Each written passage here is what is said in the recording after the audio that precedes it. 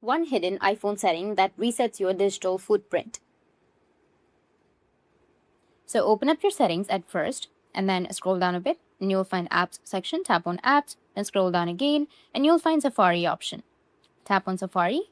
From there, you need to scroll down again and you'll find an option of require Face ID to unlock private browsing. You need to just simply go and enable that.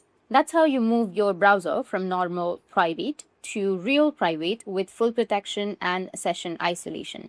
What happens after you enable it? In normal private browsing, Safari only does three things. Doesn't record history, deletes cookies after closing, clears cache when you close a tab.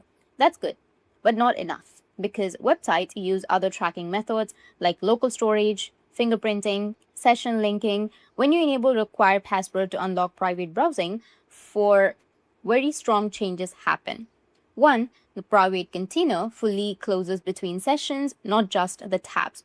Two, Safari wipes local storage even if the website used index, DB, or service workers. Three, no session linking. The site that you open today won't know you visited yesterday.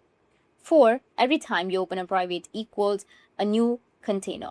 That's why it asks for a password every single time.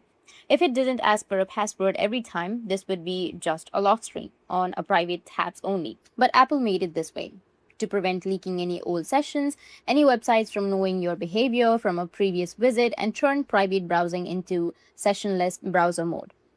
That's the technical term, and that's it. That's the highest level of privacy in Safari right now. And if you have any questions, feel free to comment below. Thanks for watching.